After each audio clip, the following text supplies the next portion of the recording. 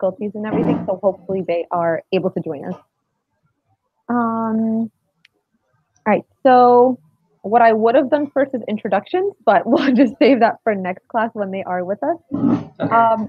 So I don't know if you saw in Classroom, but they posted a code of conduct Google form for you guys. So this is something new they're posting for this trimester, but pretty much it just has just, a list of the expectations of the class.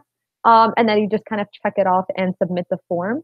So I'm just going to recap. I know you know a lot of this, NCAT, but just for those that will watch it later on. So it goes over just the responsibilities of attendance, for example. So just knowing that you're expected to attend all the sessions, because if you don't, it ends up impacting your partnership and the overall tournament success. So just making sure that you are, aware of that. If you are going to miss a class, just make sure you let me know or Mr. McCarthy know as soon as you can. And obviously things come up. So if you do have to miss a class, just make sure that you are able to watch back the video and, ask any questions from there. As you know, class is mandatory, but office hours are optional. So we encourage you to come in though, especially if you did miss a day. So that way you can join in with your instructor or even anyone else. Another thing on the code of conduct has to do with the camera use. So, from last session, and you've done this so many times before, but just making sure that your camera is always on and that we are able to see you. Other than the light situation, just making sure that you are visible and not, covering the camera, anything like that. I will be mentally and physically prepared to focus on the goals of the class, resist distraction. So, just being a good partner and a good classmate, I guess, in the virtual classroom in that sense, and just make sure that you're contributing to the discussion and coming in prepared with, whatever the homework was for that week. What else here? So part of it, and we'll talk more about this as we get closer to the tournament, but you and Anishka were really good with this last session, but just making sure that when you do get your partnership, you're being proactive and communicating outside of the class, so that way you guys are preparing together. One thing that is on this form, just to kind of put it out there, I guess, since the last tournament, this came up unexpectedly, but if for whatever reason your partner does not show up for the tournament, whether it's we knew about it and if we know about it in advance, we try to pair you up with someone that will also be missing a partner. But if something happens and your partner just doesn't show up for that tournament, the expectation is that you'd be able to go Maverick on the side that you wrote. So just making sure you have that there.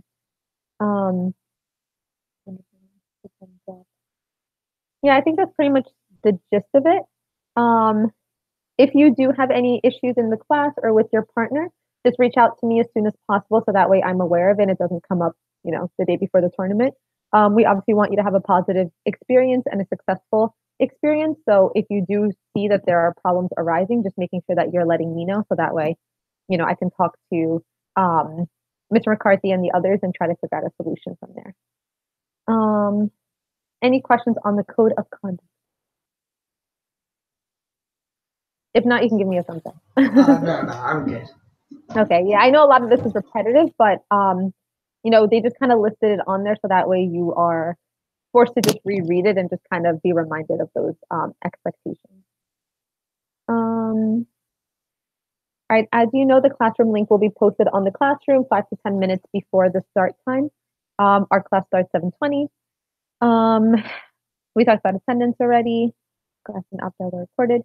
And then, we're going to try to record all the classes as well as the office hours. So that way, if you do miss something or you wanted to do something, you can always go back and do that. Homework, just like last session with me, Venkat, I'm going to try to keep the due date for Mondays.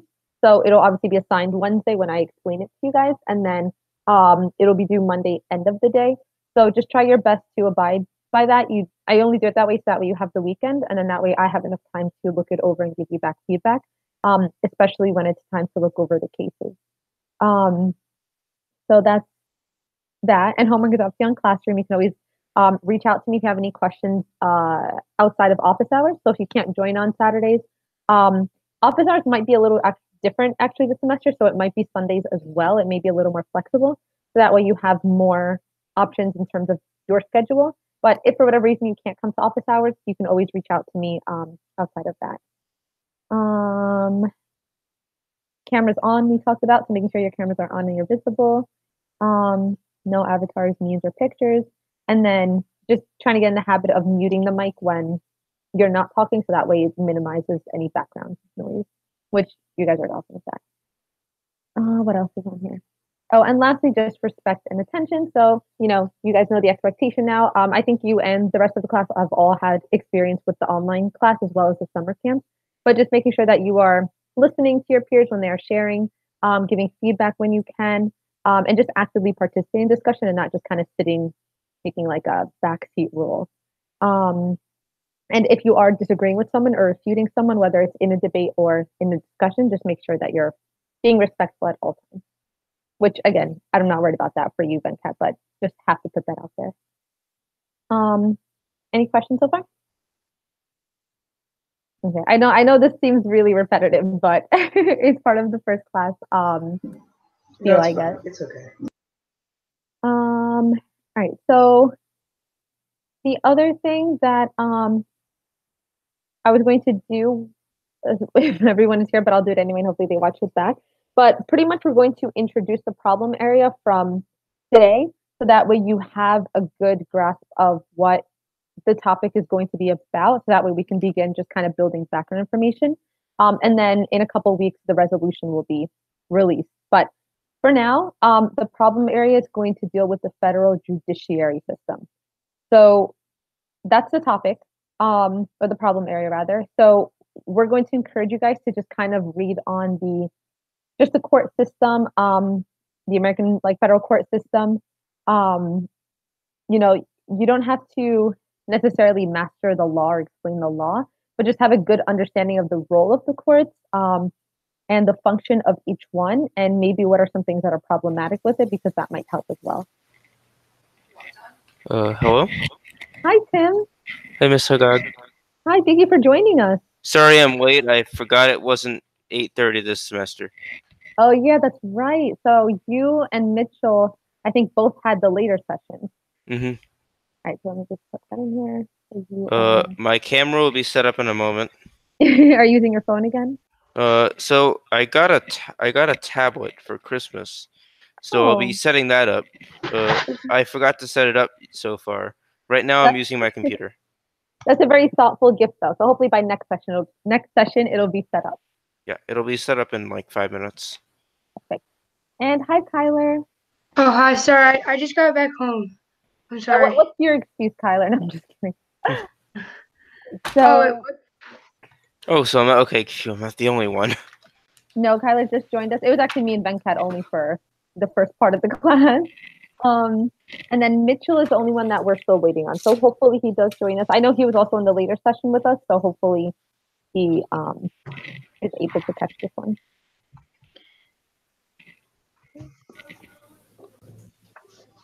Mr. McCarthy, we got 2 more. Yeah, I just saw that. Tim and Kyler. I'm calling Mitch now. Okay. I'm sorry for being late, sir. I'm sorry. Oh, that's it. Yeah, well, it's all right, man. It's the first class, so. And Miss Haggag is a superstar, so you guys are in good hands here. Okay. I'll talk to you guys later. Sounds good. Thank you. So Kyler and Tim, you guys didn't miss too much. Actually, you're lucky you missed the boring stuff, but we pretty much just went over the rules and the expectations. Anything different from last session? So the only thing that I was explaining to Venkat is that this session they're putting out a code of conduct that they would like you guys to review as a debater in the class and sign it, I guess. But it's pretty much a Google form on Classroom. So I just verbally went over it with Venkat, but pretty much it just kind of lays out the responsibility based on what we noticed in the tournament last session. One of the main things on there is obviously attendance is on their camera, all that stuff from last time, but they did put one expectation for the actual tournament, that if for whatever reason your partner does not show up the day of, I know last tournament there was a lot of people in that situation where either it was last minute or they didn't know and they just couldn't find their partner.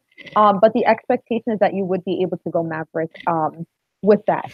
If we know from ahead of time that your partner's not going to the tournament, then we'll try to work something out. But if it's kind of like a last minute thing, we just put it on there because last tournament we had to kind of put People Maverick because of that. So this time you at least know that that's the protocol. Two things.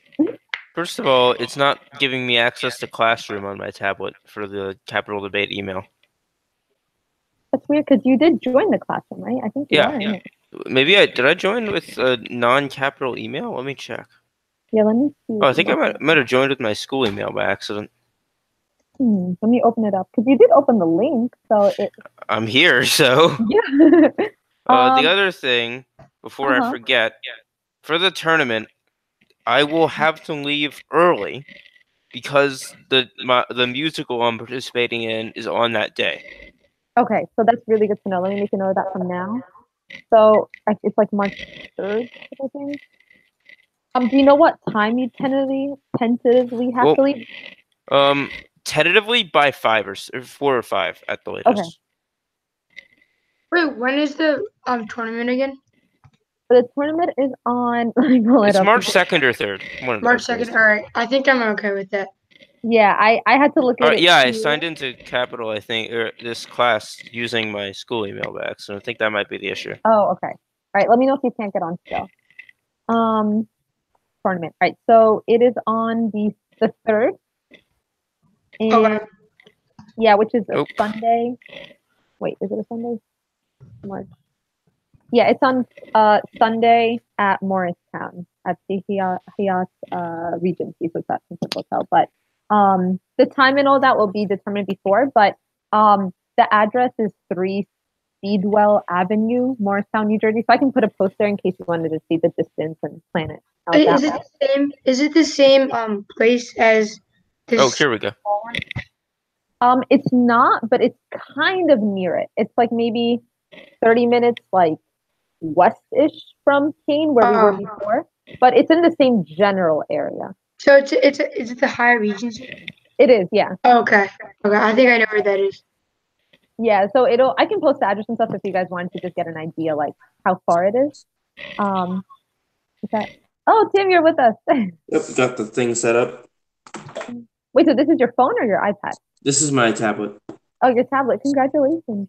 Thanks. All right. So so the code of conduct is on Classroom. So just make sure you do read it over and unofficially sign it, I guess. How many people are in the class? This is a small section. It's only 4 of us. Oh, wow. Yeah, and you're probably aware of this, but you are aware that. I did request a debater who didn't end up being put into this class as a partner. Right, let me make a note of that too, and then I'll see if because they're still moving people around. To be honest, like nothing is still, like officially put in. Who did you request to be with? Lindsay Kent. Lindsay. Oh, okay. She was in my section, I think, but I think she's in the other division. All right, I'll look into that. That's weird. Yeah. So, yeah, I'll just let Mr. McCarthy know, and that way we can see if, as they're still moving people around, if they can get you guys in the same section, because that will definitely help. Mm-hmm. And if she ends up being ended up getting put into the other division, then one of us will move. I'll probably move up to her if possible. I'd have to see with Mr. McCarthy. That part is out of my hands, but I can relay the message. Let me go back and just. Wait, there's different divisions? Yeah, there's going to be 2 divisions. Kind of like last time, but instead of 8, like last time it was the age groups, like you remember the U13, U16. Oh yeah. So now it just has to do more with experience than it does with age. Oh. So that's why in the classes this trimester it's mixed age groups. They're just trying it out and just kind of seeing how it goes. But I remember them. Yeah, Lindsay Kent, she's in my next class. So you might be in the other division, but I'll let Mr. McCarthy know and see if there is a possibility of you moving up. I know my class is at, like, I have 7 kids in there right now, so it may be a full house, but we'll see if we can make something work. I have a decent amount of experience with debate outside this format, so I think I could do well in the other division if necessary. Okay, good. No, that's good to know. Okay. Yeah, they don't tell us these requests, so they just kind of work around it. So it's good for us to know too. All right. So other than that, Venkat and I started talking about not the resolution, the problem area. So for this trimester, we're going to introduce the problem area from day one, just so that you get an idea of the topic and just start kind of building background information. And then the resolution will obviously be released at some point before the end of the in just a couple weeks. All right. So the problem area for wait, before I introduce the problem area, let's do introductions because Venkat and I didn't do that part. So if you guys can just share your name and what school you're at, like your grade and your school, and any summer camps that you've done with Capital Debate. I think you were all in the last trimester, so any summer camps. Who wants to go first? I can go first. Go for it, Kyler. Oh, so I'm Kyler Joe. Um, I'm Kyler Joe. I'm 13 years old. I'm in 8th grade. I go to Princeton Day School. Yeah. And then did you do any summer camps with Capital? Oh yeah, I went to Ryder, summer camp. With me. Yeah. Okay, perfect. Thank you, Kyler. Tim, do you want to go next? Sure. I am Tim Goggin. I'm 16 and I'm in 11th grade. I did Villanova summer camp and I did this program last semester with Miss Haggag. That's me. Perfect. Thank you, Tim. And Venkat? Okay, so my name is Venkat. I go to BRMS, which is Bridgewater Raritan Middle School. I'm in 8th grade, 13 years old, and I went to the last trimester at Kane University, and I went to nationals before that. Okay, perfect. And then, I don't know if I told you, but I did ask Mr. McCarthy, and the national one is the last trimester. So that'll be the spring session. Okay, got it. Thank you. Yeah, no problem. All right. And then, like I said, Mitchell is the only one who's not with us here. Hopefully he will join us. But I know, Tim, you know Mitchell because we were in the same class. But yeah, if not, we'll meet him next session. Okay. So the problem area for this trimester is the federal judiciary system. So pretty much you want to begin acquainting yourself with the court system, the American court system, and just the federal court system in terms of, what the role of each court is and how they function. And you just want to be prepared, and this is quote unquote from what they sent me, but be prepared to debate the merits of the system. So thinking about the strengths and the weaknesses and maybe the problems of it as well. I'm going to share a slideshow with you guys, which actually I'm going to show you in just a minute. That'll help just kind of build background information. I'm not sure how much you guys know about this topic, but I personally do not know that much about it. So I know I'm going to have to be studying a lot just to acquaint myself with it. But pretty much we're going to review the slideshow just to give us a glimpse of it and, even start discussing it. But just some things to think about. Should judges have lifetime tenure? Should judges be elected? How important is it for judges to be impartial? And should the Supreme Court take more cases or less? So these are just some prompts that you can kind of keep in the back of your mind.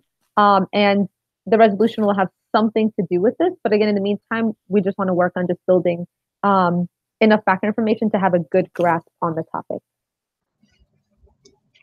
Wait, so it's about the merit of the federal judiciary system? Yeah, so that's what it says here. Wait, where'd it go? Yeah, be prepared to debate the merits of the system. So, Okay. yeah, so I took a glimpse at the slideshow that I'm going to show you guys, but pretty much in the federal court system, there's 3 courts, which, here, let me pull that up. And this is the slideshow because it kind of gives like just basic information, but it also gives a little bit about each one, I guess. So I'm going to present this. And again, I'll share this on Classroom as well, but for now, I'm just going to kind of give you a glimpse here.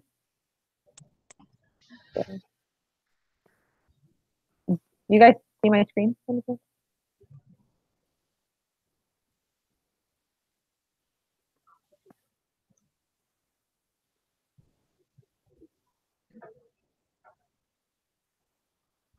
right, so hopefully you guys see this. So I'm just going to walk us through it. So again, we get an idea of just what kind of information you want to start building and thinking about. Oh, all right. So I'm going to start with the video actually that'll just kind of explain the federal court system.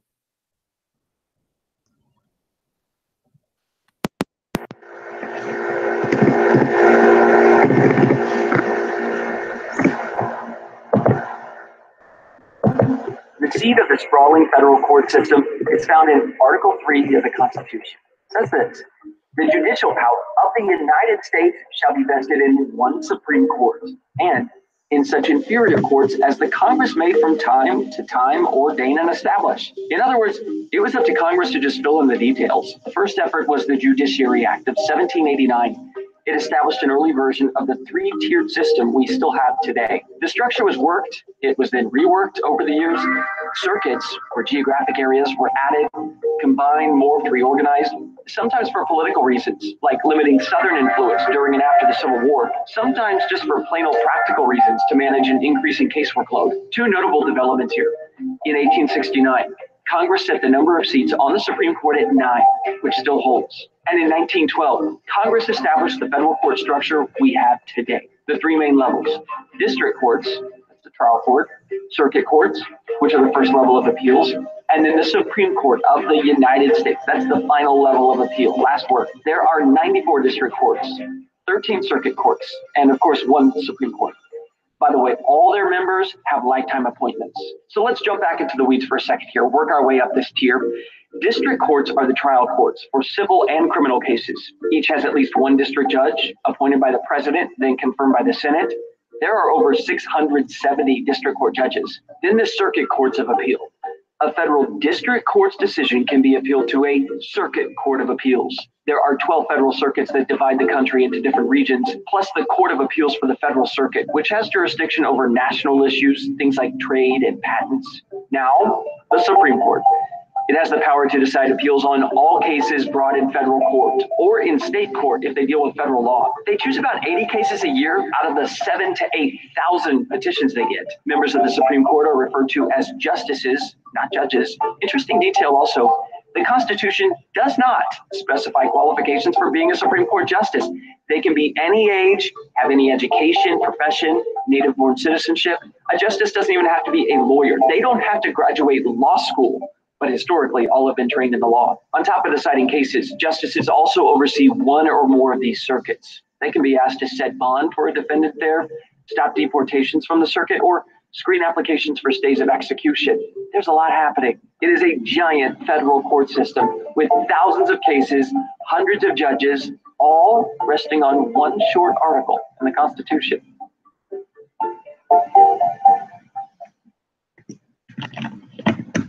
All right, so I think this is a good video because it does kind of map out everything in just a simple way, especially because in this point, it's just really federal system 101, just kind of getting a basic understanding. And as we come closer to the resolution, you'll be able to do a more focused research. So in a nutshell, some of the things from the video or that the video mentioned, the federal courts are one of three branches of the U.S. government, which were I forgot them already, the district, circuit, and Supreme Court.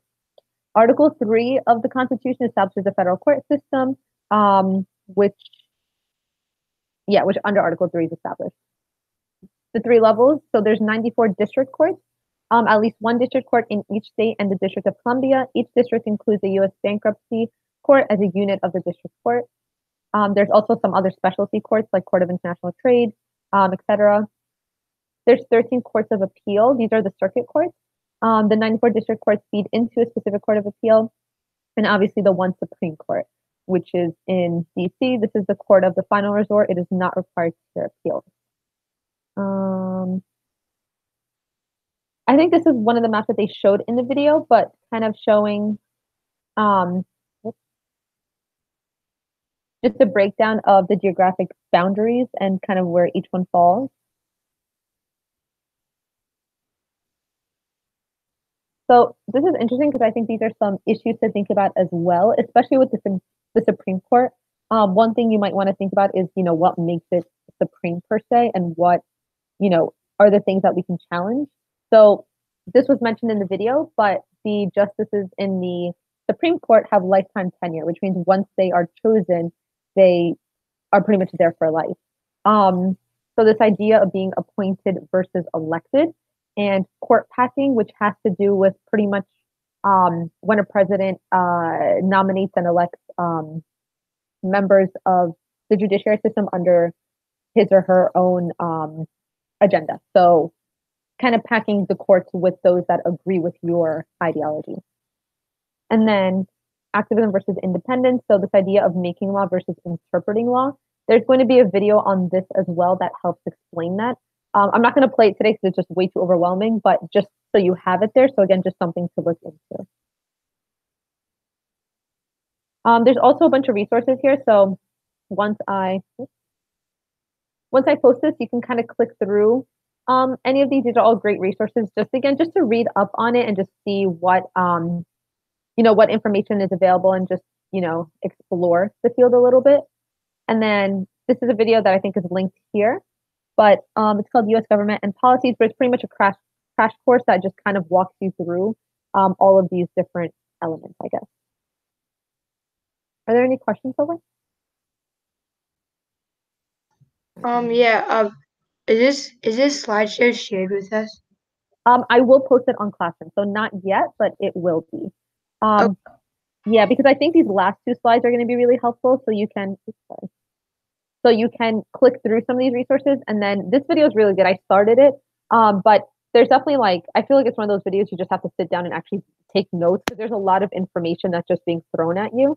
So I'll post it so that way you guys can go in on your own time and just kind of start exploring.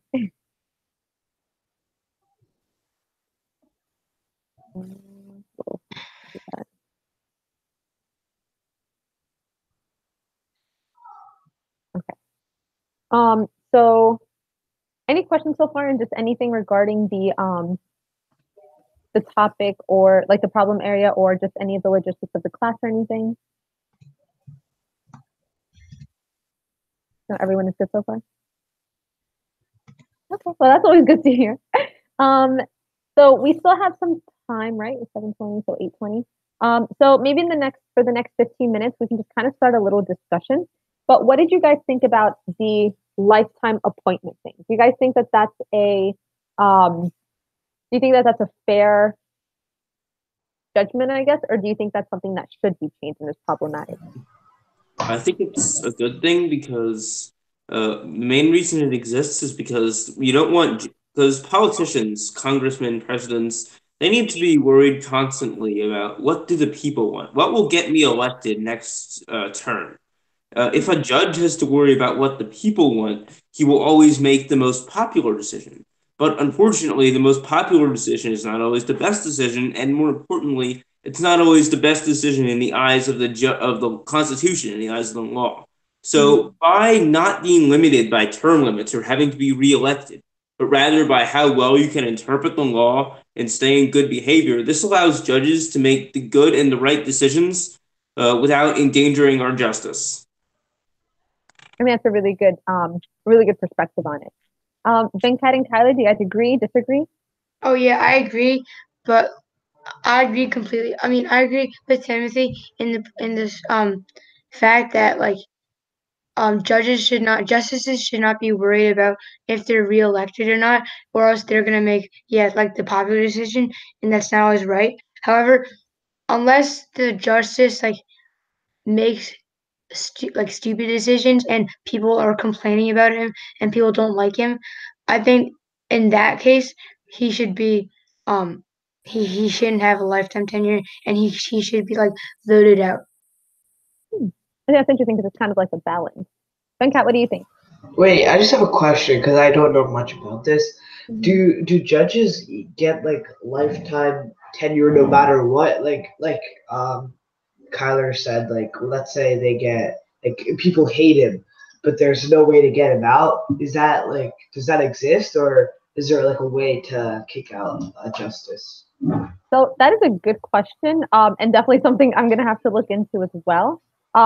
So I think it is based on, like, if they commit a crime or like a federal crime or something, then they obviously cannot be part of that. But I'm not sure what the appeal process is. So that's maybe I'll see if I can find like an article or something. From what I remember from my history classes, a judge or justice can only be has their unlimited term while on good behavior, which essentially means that Congress or a state legislature has to impeach a justice in order for them to be removed from office before they die or retire.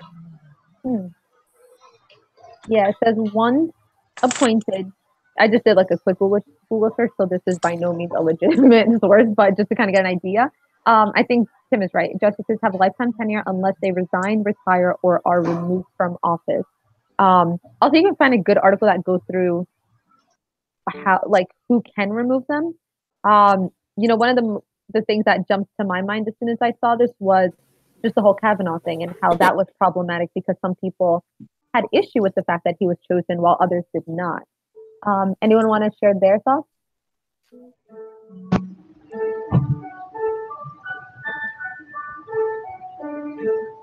Is that you, Kyler?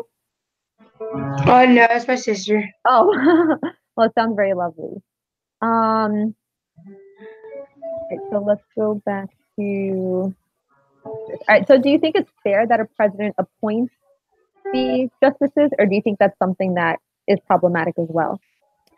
Well, maybe I think judges should be like elected, like in the first time he like applies to be a justice. I think he should be elected instead of appointed because like the Brett Kavanaugh thing, how Trump appointed him. A lot of people have a problem with both people after like Brett Kavanaugh did what he did in college, and I don't think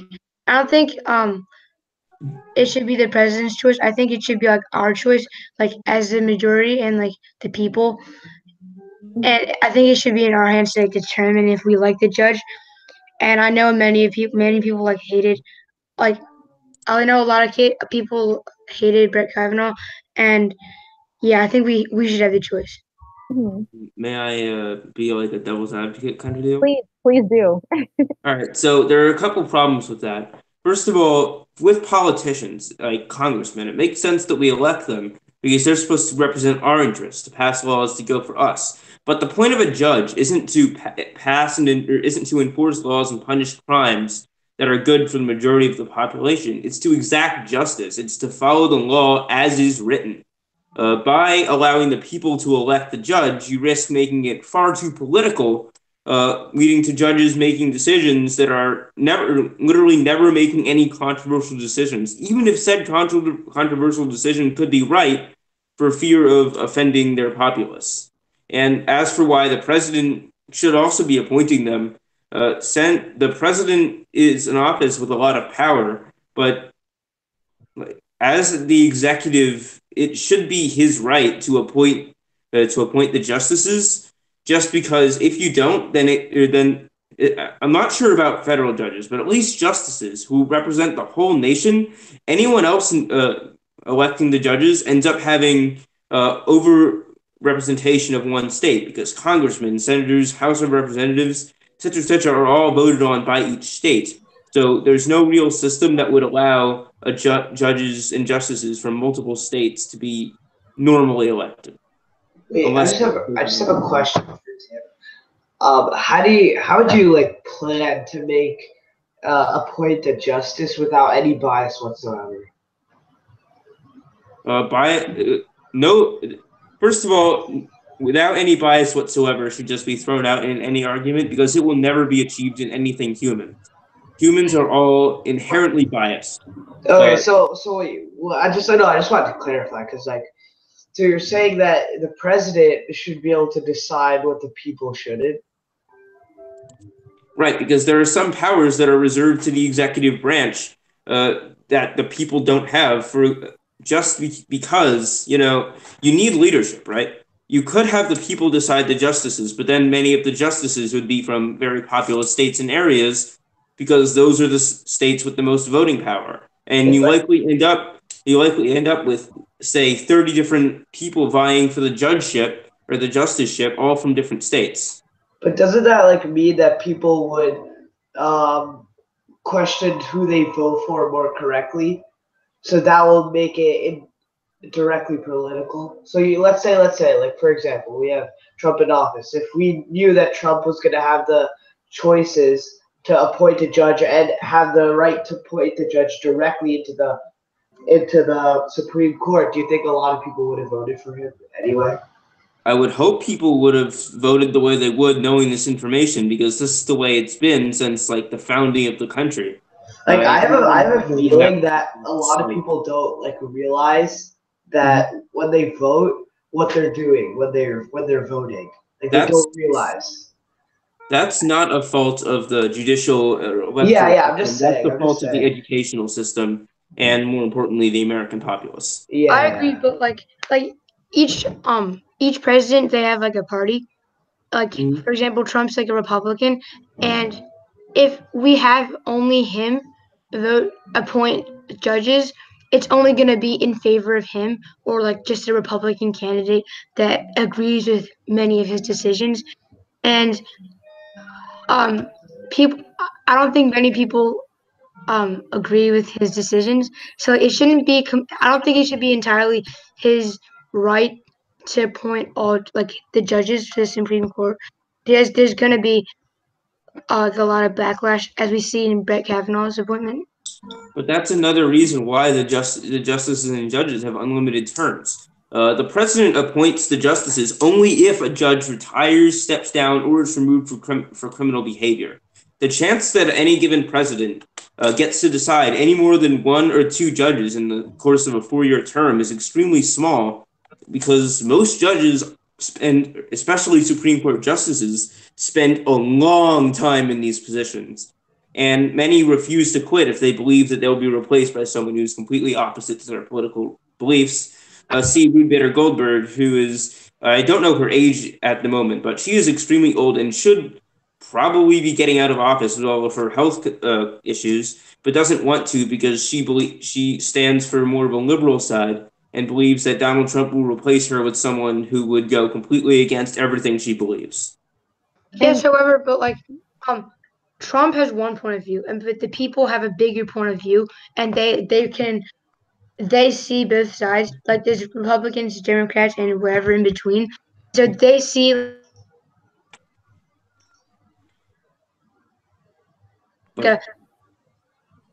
You cut out partway through for me. Did that happen for anyone else? Yeah, it froze. I think a little bit there. Okay, what I was saying, like,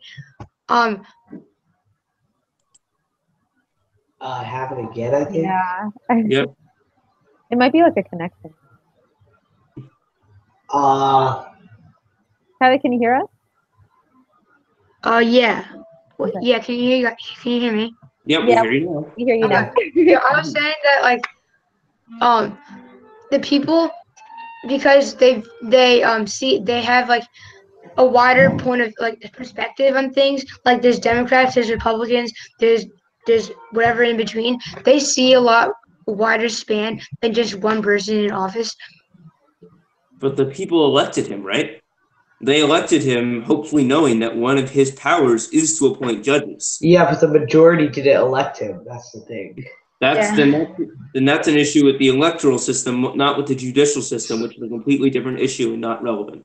But Kyler raises an interesting point in the sense that, and Tim, I think you have good points as well, which why I think this will actually be a good debate for the resolution.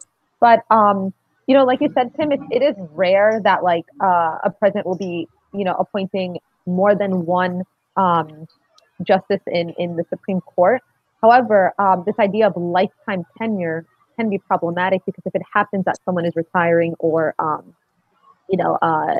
leaving office during many Republican presidential terms, that impacts the court. So things like and obviously presidents nominate those that they agree on. But the thing is that say we get a Democrat for our next presidency, that Republican is still going to be in office during that, and sometimes the majority becomes, and I think that's the whole court packing thing, where it becomes almost imbalanced because of that. The Goldberg thing I think that you brought up, Tim, is really interesting because I think that something that can definitely come in useful in terms of understanding this issue, because there's certainly two sides to it too. Yeah.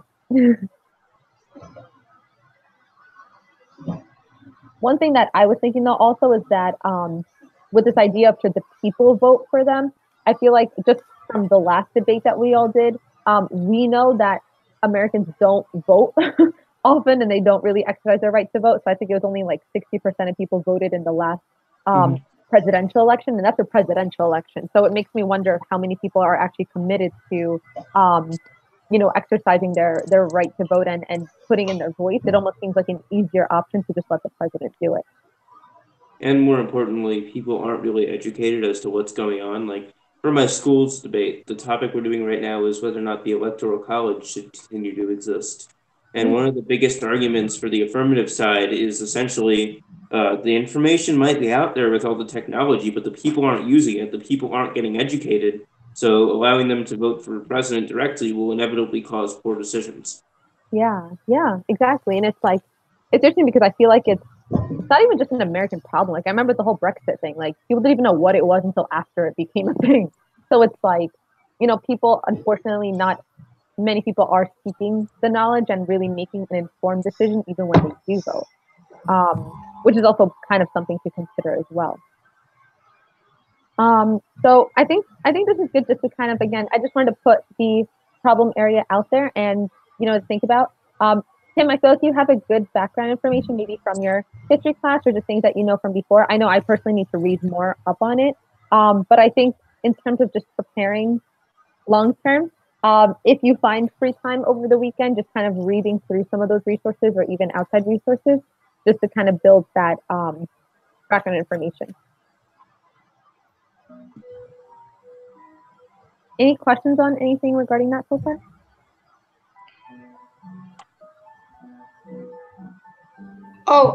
I just have like a question that popped in my mind. Are we gonna choose our partners or like are they pre-given? So I do let you guys choose partners. Like to mention, you can request a partner. Like if you know someone is joining the class and you have worked with that person before, whatever it may be. But typically what I do, Kyla, is that I'm going to put out like a Google form, and then you would just kind of like, just to me, tell me, who you, like if you do have any preferences and, who you would prefer and why. And then I kind of use that to make a decision. This class is interesting because it is only 4 of us. Tim, to be determined once I look into, your partnership thing. So I'm assuming if we, I'm assuming if we lose you, we'll get someone else. But it's just a matter of, making sure everyone fits, because we do want partnerships in the same class, obviously, since that's when you debate together and do practice debates and work together.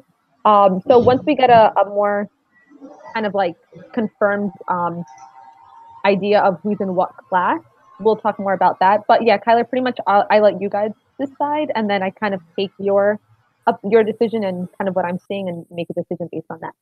Okay. And also, do you know if Jack Fan is gonna join our class or not? Like, has the possibility of doing so? Jack Fan, let me see whose class he's in right now. So right now he's in the other division. So he's probably not going to join this class because this is the first division. He's right now with Mr. Ahern, which is the 815 class, so he hasn't hopped on yet. But yeah, I remember Jack from Rider too, and I was looking at him.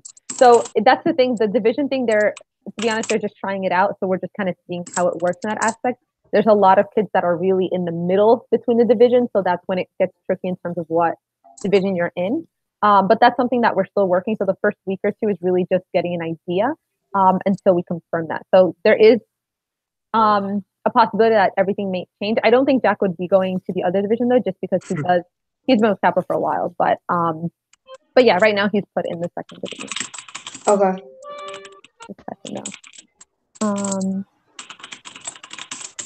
Yeah, Mitchell, I hope is going to. Hopefully, he'll just be here for the next one. And then we'll see. Mitchell. What happened? Classic Mitchell. Yeah, I think Mitchell won the last tournament, right? Was it? Yeah, he was in our class last time. Yeah, it was him and Devin, I think. Right? Him and Gavin, wasn't it? Wait, no. What were the partnerships in that class? I don't remember because you were with Chazong. Yeah. Oh my goodness, who was he with? Wasn't he was either with Gavin or Devin? He wasn't with Devin. It must have been Gavin. I think it was Gavin. But yeah, it's interesting because I was looking at our kids and just kind of seeing where everyone fell, and it seems like a lot of our kids were just kind of split between the divisions, which is interesting. But yeah, so Tim, I'll definitely look into the your partner and see if they can switch that somehow to make it work. And then I'll also put in just a little note about the leaving early thing because the sooner we know, the better. But I'm glad that I'm assuming it shouldn't be a big deal because you'll be there for most of it, and if anything, we'll just put you in the earlier flight. Oh, wait. Oh yeah, I tried signing into my tablet with this capital debate thing, like during a practice debate. I remember in the fall, just so I can like have a timer on me, and sorry, not a timer. Like it could be easier for me to like research something or like refer back to my notes. But it says like capital debate requires you to make a password, I think. I don't know. Wait, I have my iPad right here. Okay, yeah, let me know what messages and let me write that down. Speaking of things, I can't open this Google form. You can't? So you're able to join the classroom, but not the Google form. That's so weird. Let me see if I can. Oh, I don't even have editing rights on it. And you're logged in with your capital debate email? Yep. That's so weird. Let me see which email you're in.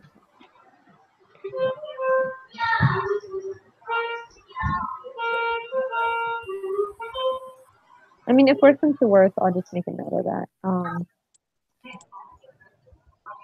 Oh yeah, it says device policy alert. Domain capitaldebate.org requires you to set a passcode on this device to access this account. Please set a passcode and try again. Yeah, I guess that means you have to set like a 4-digit PIN on your device. Wait, this is when you're trying to access Classroom, Tyler? Oh no, this is just like I'm trying to access my email and it says the same thing. Wait, what's a 4-digit panel?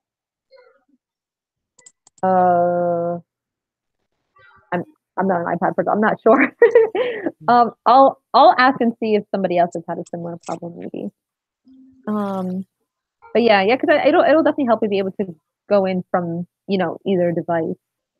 All right, so real quick because we're almost done.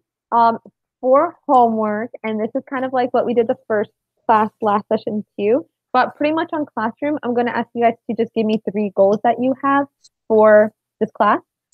So, personal goals that you would want to specifically work on, whether it's your delivery or your preparation or, anything that you personally have. So I'll post that soon. And then if you can complete that by Monday, that would be great. The sooner the better. So for the homework, I'm going to ask you to do that and the code of conduct. Hopefully you guys are able to access it. I don't know if Kyler and Venkat, if you guys tried or not, but I'll let them know about you, Tim. And if you guys can't open the form or you don't have permission to view it, just let me know and then we'll figure that out because they do want you to do that. Okay. Anything else? Any questions, comments, concerns before we end? All right, so I guess we are done. Thank you guys for joining in, and I will see you guys on next week. Thank you. Thank you. Bye. Bye. Bye. Bye. And so you'll try to hopefully get me either moved up or her moved down. Probably me moved up would be better because she has a lot of experience. Yeah, because I think you're one of the middle people that can really fall on either end. So I'll ask Mr. McCarthy and see. I think they're also looking at numbers, like to see how many people are in each division. But if another teacher thinks a student should be moved down, like it might end up working out somehow. I'll just do my part and put it in, and then definitely by next week we'll know. But I know they're still shuffling kids around anyway. So it's a good time to put it out there so that way they can keep that in mind as well. All right, thanks. I'll see you next week in some form, probably. Sounds good. All right, good night. Good night.